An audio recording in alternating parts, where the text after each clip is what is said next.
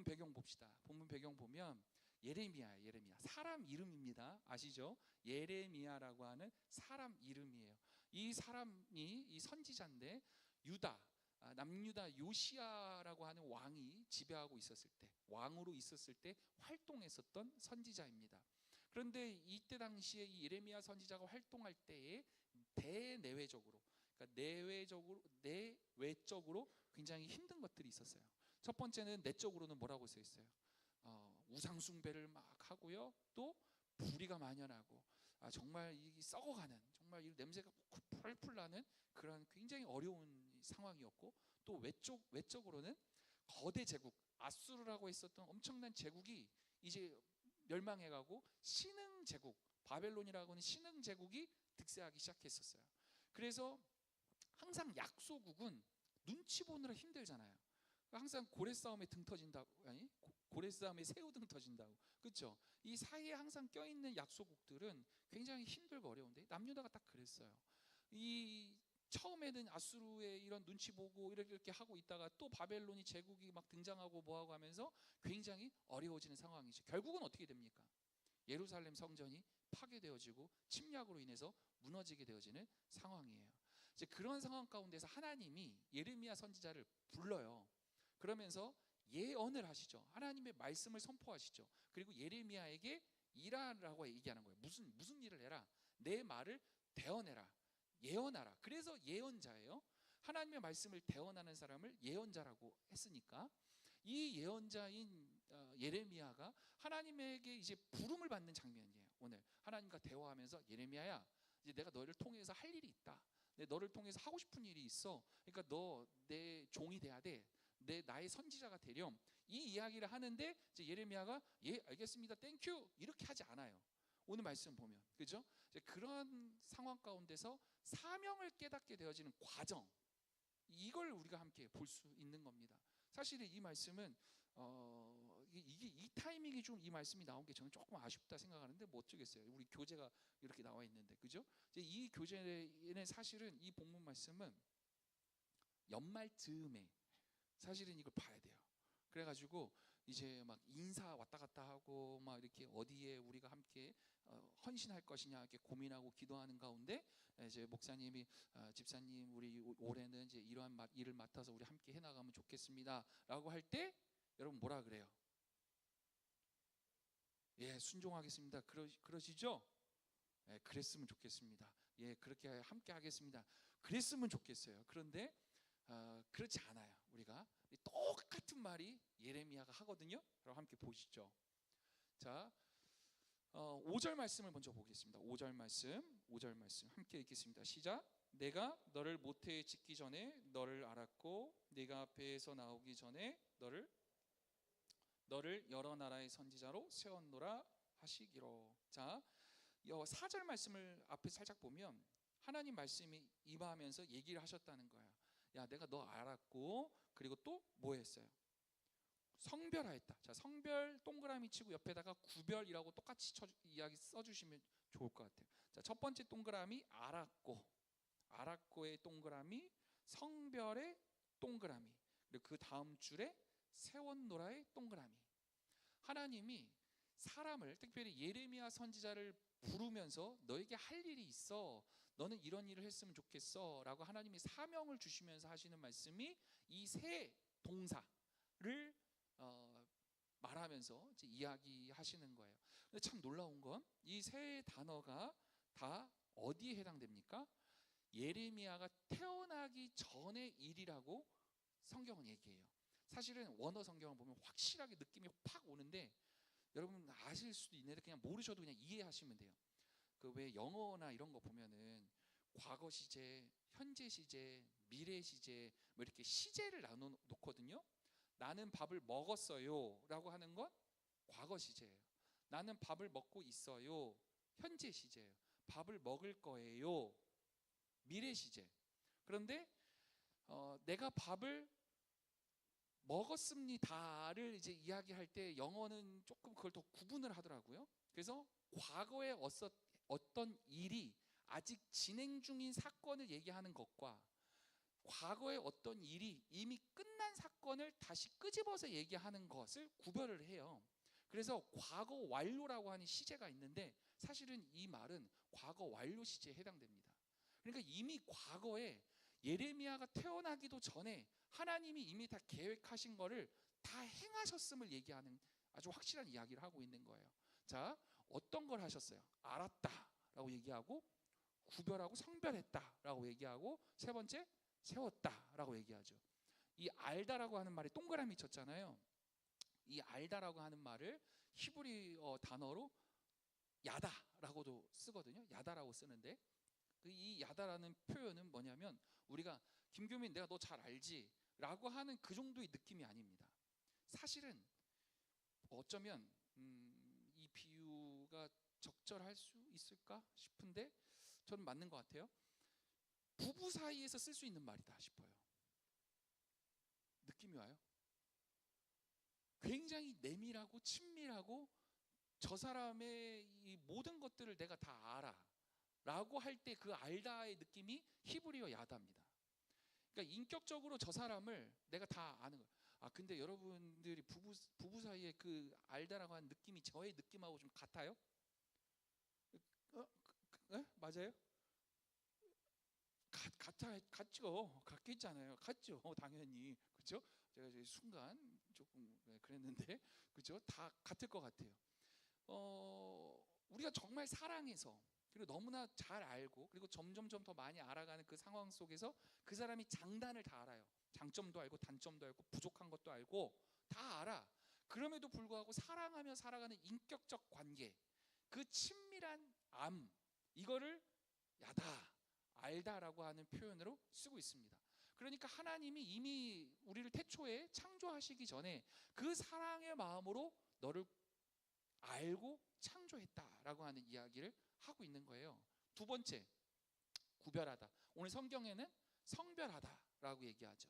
이 구별하다, 거룩하게 구분되어진 사람이라고 하는 뜻입니다. 여러분, 우리는 하나님이 거룩하게 구별해서 이 자리에 세운 줄 믿습니다. 왜? 우리는 하나님의 자녀니까. 그렇죠? 하나님의 딸이고 하나님의 아들로서 하나님이 특별히 구분하여 성별하여서 구원의 자리로 주님이 이끌고 계시는 줄 믿습니다. 세 번째, 세웠다. 이 세웠다라고 하는 의미는 하나님이 임명하시고 파송하셨다는 뜻이에요. 하나님이 친히 구별해서 세워나간다는 뜻이에요. 그러니까 여러분, 우리는 그리스도인들은 어떤 자부심이 있어야 되냐면 세상에 있는 어떤 다른 사람들보다 특별히 나는 영적인 자부심이 있어야 되는데 하나님이 나를 택하시고 부르시고 구별해서 세웠다. 여러분들의 가정 가운데 하나님이 파송했다라고 하는 그 자부심이 있어야 되는 줄 믿습니다. 그러니까 세상 가운데서, 직장 가운데서, 가정 가운데서 달라야 돼요. 다르게 살 수밖에 없어요. 왜? 나는 하나님의 대사니까. 옛날에 어떤 장로님이 쓴 책이 있었는데 하나님의 대사. 여러분 책 좀 보시죠? 예, 책 많이 보시잖아요. 그러니까 나중에 한번 찾아보세요. 제가 그거 참 오래된 책인데 정말 정말 감동이 많이 된 책이었어요. 네, 아무튼 그러세요. 한번 꼭 보셨으면 좋겠는데 여러분, 우리는 하나님의 대사예요. 대사. 하나님의 말씀을 들고 세상 가운데서 살아가는 사람들. 그러니까 우리는 자부심이 있어야죠. 하나님이 세운 사람들이다. 자, 그래서 밑에 빨간 줄 한번 읽어보세요. 시작. 하나님이 먼저 우리를 아셨고 우리가 준비되기 전에 구별하셨다. 이 순서가 중요하다. 그러니까 우리가 어떠한 일을 해나가고 어떠한 삶을 살아가는 것은 내가 내 힘으로 이 삶을 살아가는 것이 아니라는 거예요. 하나님이 나에게 사명을 주실 땐 이미 하나님이 우리를 다 아셨다는 거예요. 그리고 우리가 준비도 되기 전에 이미 구별하셔서 이 자리로, 사명의 자리로 하나님이 인도하고 계시다라고 하는 믿음이 우리에게 꼭 있었으면 좋겠습니다.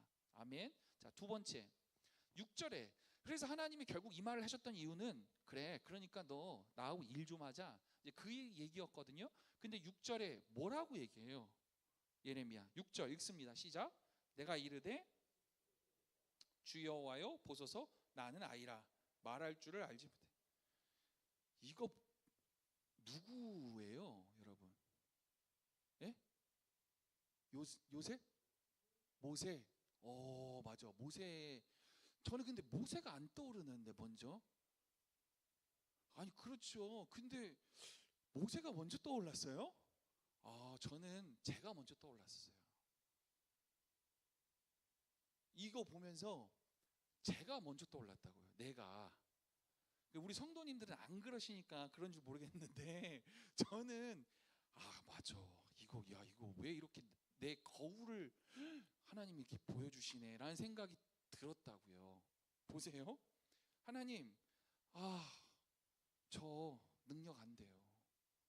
하나님, 저 힘 없어요. 저 달란트 없어요. 이거 어떻게 해요? 모세만 그래요? 그래요? 사실 써 있죠. 모세도 똑같은 얘기를 했어요. 하나님, 저 입이 뻣뻣하고 혀가 둔합니다. 또 기드온, 하나님께서 기드온을 불러가지고 야, 너 전쟁해야 된다. 군사를 모아라. 싸우자. 그랬더니 아니요. 저는 우리 집에서, 우리 가문에서 제일 작은 자예요. 또 이사야한테 야, 너 나랑 같이 일 좀 하자. 아니요. 저는 입술이 부정합니다. 저 더러운 자입니다. 저 능력 안 됩니다. 예레미야 뭐래요 지금? 저 애예요, 애. 나이도 한참 어려요. 저 아직 멀었어요. 능력 없어요. 힘 없어요. 거꾸로 또는 거꾸로 저 너무 늙었어요. 힘 없어요. 이제 시간도 없고 아무것도 없어요. 다 얘기하죠. 근데 보세요. 이 지금 역대 지금 나와 있는 모든 이스라엘의 이 지도자들로 하나님의 이런 일들을 행했었던 사람들의 공통점, 처음에 다 이렇게 거부하거든요. 저는 이 모습을 두 가지로 여러분들 꼭 보셨으면 좋겠는데, 첫 번째는 자신의 그 부족함에 대한 정직한 모습. 그러니까 내가 정말 부족한 걸 아는 거예요. 그래서 그 부분에 대해서 직면해서 이야기할 수 있다라고 하는 것은 매우 중요한 부분입니다. 그래서 제가 이제 먼저 말씀드리고 싶은 건, 하나님이 우리에게 어떤 역할을 하라고 하나님 우리를 부르세요. 사명을 주셔요. 그 부르심을 주셔요. 그런데 그 부르심을 내가 받았을 때 내가 생각하는 건 뭐냐면, 저는 근데 그 능력이 없어요 라고 얘기를 한다는 거예요. 그래서 하나님의 그 부르심을 잘 행할 수 있는 능력이 부족합니다라고 하는 것을 인정하고 그대로 고백하는 모습들이 있다는 거예요. 그렇죠? 이 모습은 여러분이나 저나 모세나 기드온이나 이사야나 예레미야나 다 어떻다? 똑같은 모습이다. 그렇죠? 그러니까 여러분들도 마음 안에 어떤 감동이 와. 이거는 좀 이렇게 봉사를 좀 해볼까? 아니면 이걸 좀 더 헌신해볼까? 아니면 뭐 이렇게 해볼까? 그러다가도 문득 드는 생각이 아니야. 나는 입술이 뻣뻣해. 나는 아이야. 나는 능력이 없어. 나는 우리 가문 중에 가장 작은 자야. 라고 하는 것처럼, 마치 그런 것처럼 거부할 수 있는 생각들도 우리 안에 충분히 있을 수 있다는 거예요. 그런데 먼저 점검해야 될 건 이거는 괜찮다는 거예요. 이건 좋다는 거예요. 뭐냐면 내가 실제로 하나님이 나에게 주신 감동을 토대로 내가 그 일을 감당해 내려고 할 때, 내가 지금 이 부분이 정말 부족하구나라는 것을 알 수 있다면, 그걸 깨달을 수 있다면 그게 은혜입니다. 그게 너무나 감사한 거예요. 왜 그런지 아세요? 그걸 알아야 하나님께 기도하고 구할 수 있기 때문에 그래요. 자신이 부족한 걸 알아야 그 부족함을 하나님께 구하고 기도할 수 있죠. 더 무서운 사람들은 사실 다 잘하는 사람들이에요. 뭐든지 다 잘하는 사람. 우리 주위에도 많잖아요. 다. 우리 오미자 사모님. 다 잘해. 다. 그럴 땐 우리들이 그런 자리에 놓여지게 되면은 우리는 하나님의 그 은혜를 구하는 것이 때로는 약해질 수가 있겠죠. 왜냐하면 내 능력으로 다 할 수 있으니까. 여러분, 김규현 목사가 은혜가 있는 게 뭔지 아세요? 약점이 많아요. 은혜인 줄 믿습니다. 동의를 안 하세요. 여러분, 진짜예요. 사람이 약점이 있다고 하는 건 어쩌면 은혜라고 생각해요. 사도 바울이 얘기하죠. 약함이 곧 강함 되어진다. 나의 약함이 하나님의 강함을 드러내는 증거로서 보여진다라는 그 고백이 너무너무 귀하죠. 그런데 여러분, 이렇게 까지만 딱 얘기하면 여러분들 그건 다 그냥 합리화시켜 버릴까봐 이 이야기를 꼭 해야 돼요. 그런데 자, 이걸 점검해 하셔야 돼요. 자, 우리가 정말 항상 그 순수한 겸손으로서 하나님, 제가 이거 정말 부족해서 제가 능력이 없습니다 라고 말하고 있는 것인가 라고 하는 지점이죠. 그러니까 표면적으로는 써 있죠. 나는 부족합니다 라고 얘기는 해. 근데 정말 내가 부족하다는 그 겸손의 표현으로서, 그리고 내가 정말 이게 약하다라고 하는 걸 인정해서 하는 말인가, 정말 진실하게 들여다보면 사실 숨겨진 의도와 이유는 뭐예요? 하기 싫어서요. 도망치고 싶어. 그 일을 감당하고 싶지 않아. 이거 하게 되면 목사님이 분명히 또 시킬 거거든. 더 시키거든. 더 나오라고 하거든. 그리고 그거 하나 하기 시작하면 더 해야 될 것 같은 생각들이 우리 안에 있기 때문에 사실은 하나님 저 자격이 없어요, 하나님 저 이 일을 못할 것 같아요 라고 하는 말은 내게 능력이 없어서가 아니라 나는 실제로 하기 싫어요가 더 사실은 가까울 때가 많은 거예요. 여러분이 판단해 보시라는 거예요. 이 두 가지의 측면에서 첫 번째는 정말 우리의 순수한 겸손의 의미로서 하나님 저 이런 부분이 약합니다, 그래서 하나님 도와주십시오 라고 하는 그런 마음으로 나아가고 있는 것인지, 아니면 표면적으로는 거룩한 척, 겸손한 척, 신앙의 이 훈련을 나름대로 이 시간 동안에 받아온 건 있어서 그렇게 해야만 될 것 같아서 하기 싫음을 억지로 잘 포장해서 말하고 있는 건 아닌지를 점검해 보시라는 거예요. 그래서 예레미야 역시 마찬가지였어요. 그러나 되게 중요한 게 있어요. 두 가지 측면 다 마찬가지. 어쨌든 두 가지 측면이다. 첫 번째 측면, 겸손함의 의미로서 내가 진짜 부족한 것을 알고 있는 그 입장에서 하나님 저 어렵습니다라고 말한 것이나, 두 번째 측면, 하기 싫어, 내가 진짜 하기 싫어서 저 못하겠어요 라고 말했던 그 첫 번째, 두 번째 그 측면 둘 다 마찬가지로 더 중요한 핵심은 뭐냐면요, 그 저항 뒤에 숨지 않았다는 거예요. 저는 이게 매우 중요하다고 생각해요. 그러니까 여러분, 우리는 이걸 딱 잘라가지고 사실은 이게 다 섞여 있죠. 양가 마음이 다 있어요. 그러니까 때로는 겸손한 어떤 그런 마음으로 하나님 정말 부족합니다라고 하는 그 마음도 한편으로는 있고, 또 한편은 하기 싫어서 하는 마음도 있을 거예요. 그게 혼재해 있죠. 그걸 어떻게 딱 잘라서 할 수 있겠어요. 그런데 중요한 사실은 뭐냐면 그 저항에 부딪혔을 때 하나님 앞에 정직하게 이것을 내놓는 거예요. 하나님 나 하기 싫은데, 하나님 나 부족한데 이거 어떻게 하면 좋을까요? 라고 하는 진실된 고백과 기도가 필요하다는 거예요. 예레미야나 모세나 모든 기드온이나 이사야나 이 모든 사람들이 행했었던 바로 그 작업이 있었다는 거예요.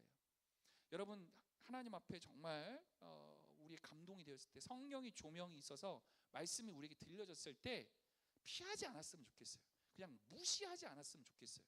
마음에 감동이 있으면 기도하십시오. 기도하시면 돼요.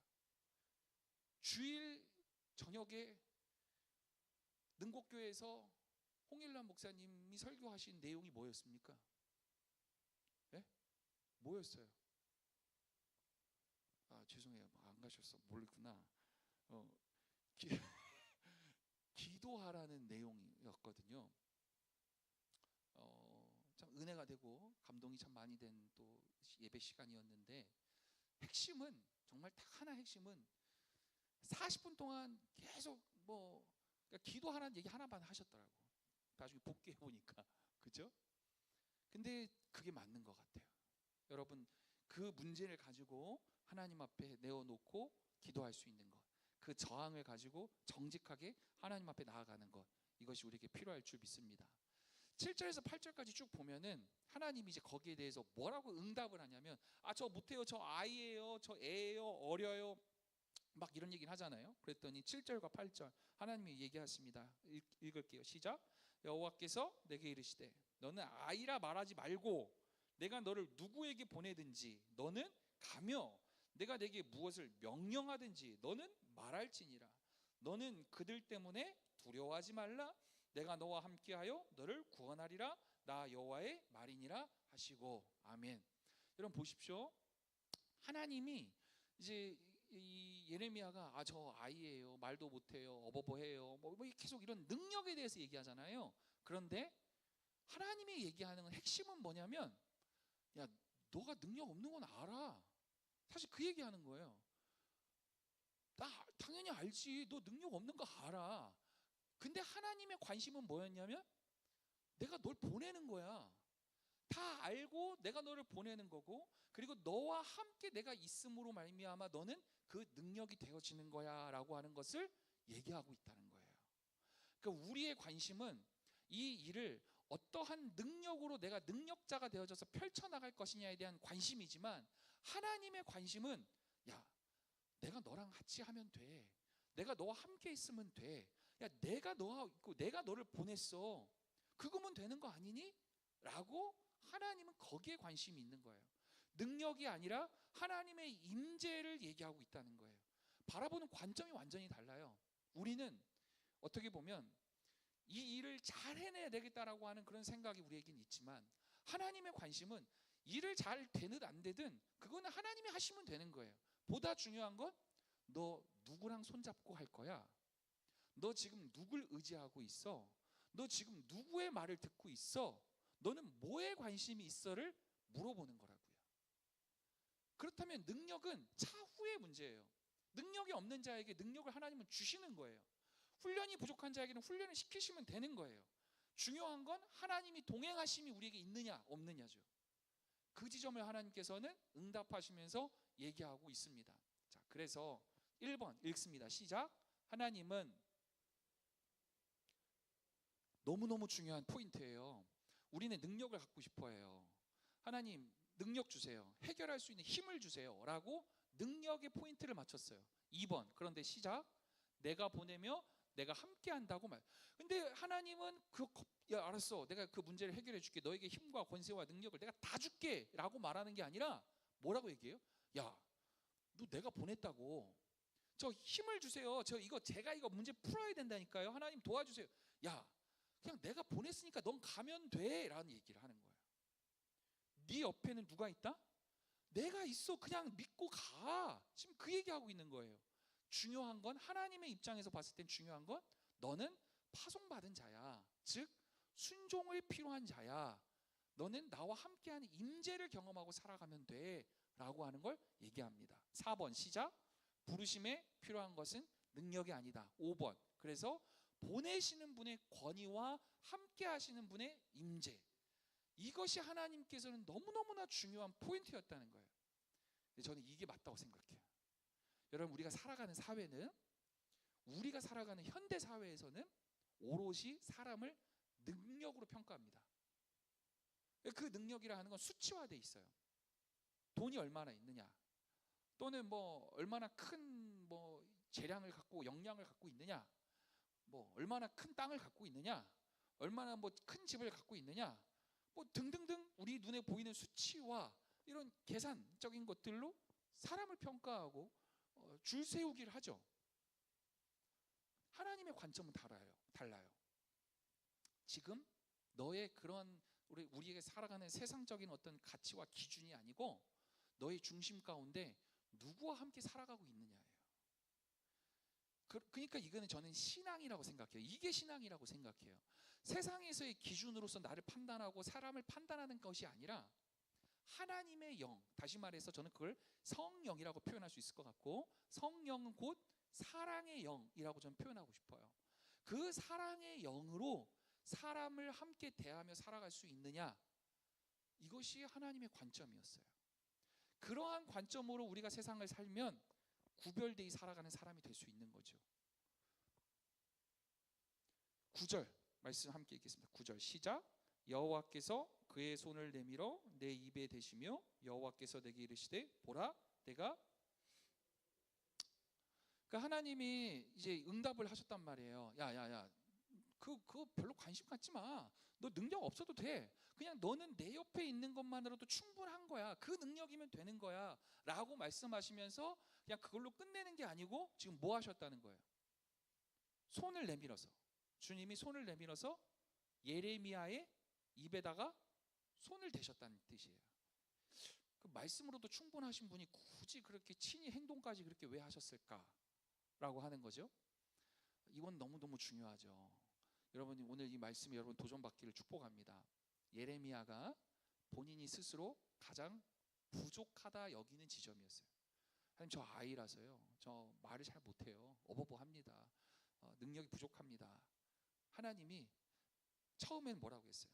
그래, 그런데 나의 관점은 내가 중요하게 생각하는 건 그거 아니거든 이야기하면서, 그냥 너는 내 옆에 있는 것만으로 충분한 존재야, 그거만 만족할 수 있어, 괜찮아 라고 말씀하시고, 그리고 실제로도 우리의 역사 가운데서 우리의 부족함을, 약한 점을 변화시키고 채우시는 하나님이라는 사실을 알려주고 있습니다. 그러니까 하나님께 여러분 기도하며 나아갈 수 있기를 축복합니다. 하나님 앞에 정직하게 얘기하는 거예요. 하나님, 제가 이런 성품에 약함이 있습니다. 하나님, 저에게 이런 혈기가 저에게 있습니다. 하나님 앞에 기도하죠. 저는 제 얘기하는 거예요, 여러분 오해하지 마세요. 저는 하나님, 참 이런 혈기도 있고요, 이런 참 안 좋은 이런 여러 가지 많은 단점들이 너무 많이 있습니다. 하나님 도와주세요. 그랬을 때 하나님께서 나의 그 약한 지점을 어루만져 주신다는 거예요. 그리고 변화시키고 치유하시고 하나님의 놀라운 능력을 행하시는 모습이 나타나는 거예요. 자, 그래서 맨 마지막 줄, 말하는 자의, 시작, 말하는 자의 능력을 키우신 게 아니고 말씀의 능력 그 자체를 부어주셨다. 여러분, 이건 굉장히 중요해요. 뭐냐면 지금 예레미야가 중요하게 여겼던 약점이 뭐였어요? 제 입술이요, 하나님, 제가 능력이 부족해요.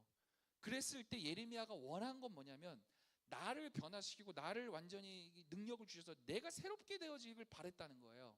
그런데 하나님이 얘기하신 건 뭐냐면 사실 그 사람의 능력을 채워줬다기보다 하나님의 그 능력을 그냥 완전히 그에게 그냥 콱 던져주셨다는 뜻이 훨씬 그 뉘앙스가 강하다는 거예요.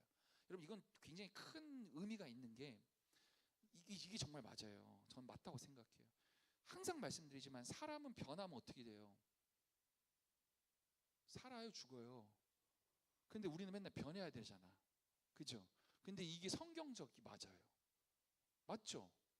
우리는 십자가에서 죽어야 되는 줄 믿습니다. 그래야 살아요. 사람이 죽어야 돼요. 변해야 돼요. 그래도 곧 죽는 거예요. 십자가에서 나의 혈기, 나의 옛 습관, 나의 관습, 이 모든 나의 생각, 가치관, 십자가의 내 옛사람은 반드시 죽어야만 합니다. 그 위에 하나님께서 이제 내가 너를 새롭게 한다라고 하는 완전한 새로운 역사를 하나님이 꽉 주셨다는 거예요. 그럴 때 우리가 완전히 새롭게 변화될 수 있다라고 하는 것을 오늘 성경을 통해서 또다시 우리가 알려주고 있죠. 자, 그래서 정리해 봅시다. 이거 너무 빨리 끝나면 어떻게 괜찮아요? 자, 봅시다.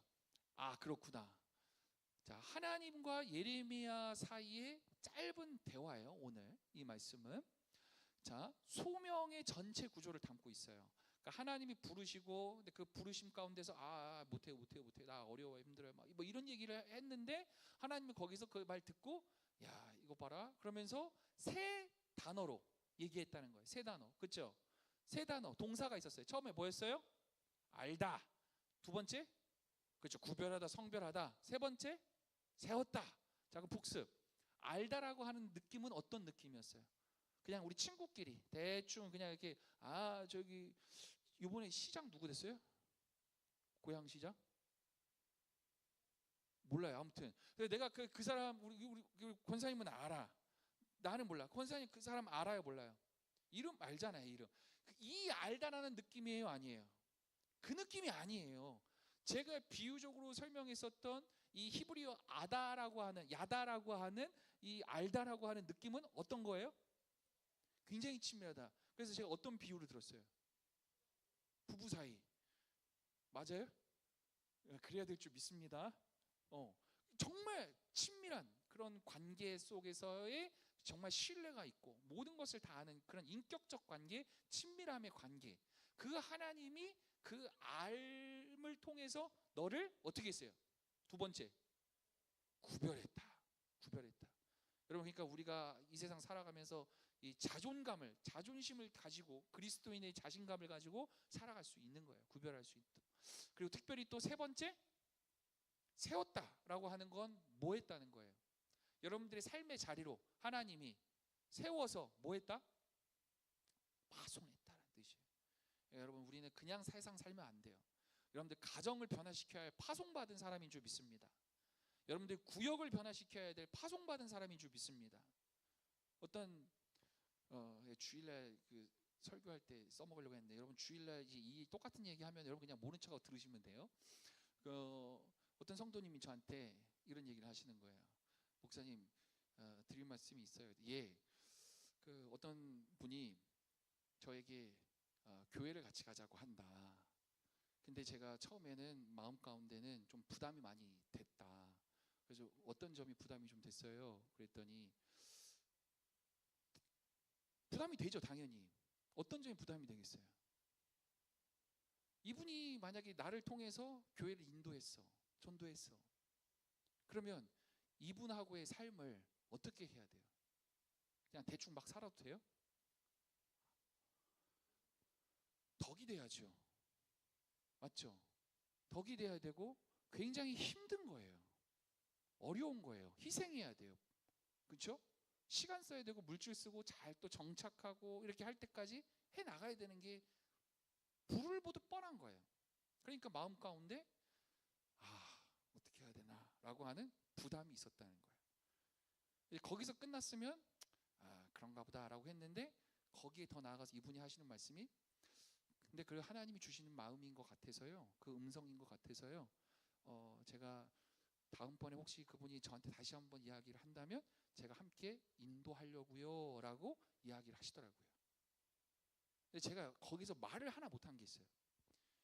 기다리지 말고 먼저 말했으면 좋겠다. 아니에요? 모르겠어요. 근데 제 생각은 아무튼 그랬는데, 여러분 이게 똑같거든요. 우리는 직장의 삶의 자리 가운데서 또는 삶의 자리 가운데서 하나님이 여러분들을 파송한 거예요.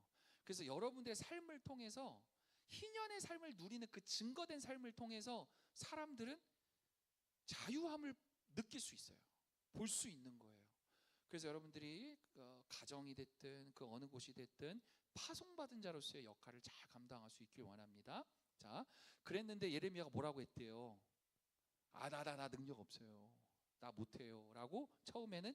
이게 헷갈려. 사실 성경에서는 이거를 평가하지 않아요. 그러니까 이 예레미야가 진짜로 겸손해서 내 약함에 대한 겸손함으로 그런 표현을 한 건지, 아니면 이 역할을 맡기 싫어서, 선지자로 예언자로 살아간다는 건 얼마나 힘든 일이겠어요. 돌팔매질 맞이 각오해야 되고 죽을 각오해야 되는 건데 이걸 과연 할 수 있을까? 나 싫은데 이거를 평가하고 있지 않아요. 성경에서는 몰라요.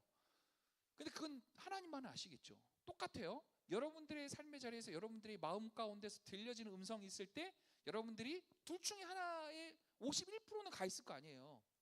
이게 혼재돼 있어. 그렇기는 할지라도 51%는 어딘가가 더 있을 거 아니에요. 마음이, 내가 진짜로 겸손한 마음으로 하나님, 제가 이런 게 부족하니까 하나님 이걸 능력을 주십시오 라고 하는 기도로 나아가는 것인지, 아니면 저 이거 감당하기 싫어요, 못하겠어요, 이게 51%인지 둘 중에 하나는 뭐 있지 않겠습니까? 근데 그 상황 가운데서 하나님이 뭐라고 얘기하셨다는 거예요? 야, 네 능력 없는 거 안다니까? 괜찮아. 내가 보는 건 그냥 넌 나와 함께 하는 거야. 내가 너를 구별해서 내가 너를 선택했어. 네 뒤에는 누가 있다? 내가 있어. 그냥 너는 가라면 가, 하라면 하고, 그 순종과 함께 동행함, 그 임재를 경험하며 살아가는 모습을 너는 보여주면 돼 라고 하는 것을 알려줬어요. 그리고 실제로 거기서 멈추지 않고 하나님은 알아서 부족한 것들을 채워주는 은혜를 더하여 주셨습니다. 아멘. 이게 너무 큰 은혜죠. 너무나 귀하죠. 여러분, 그래서 이 형광펜으로 써 있는 것처럼 보세요. 모두 시작. 모두 약함이 있다. 그러나 그 약함이 소명을 막지 못한다. 약함을 가지고 나오는 그 자리에서 주님은 더 깊은 사명을 허락하신다. 아멘. 여러분, 그러니까 우리가 이런 생각을 좀 했으면 좋겠어요. 내가 누구보다 잘하는 게 있어요. 그러면 그렇다고 해서 자만할 것도 없고 교만할 것도 없고, 내가 누구보다 못하는 게 있어요. 부족한 게 있어요. 그렇다고 해서 주눅들 것도 없어요. 우리는 모두 다 하나님을 구별하여 택하신 하나님 백성인 줄 믿습니다.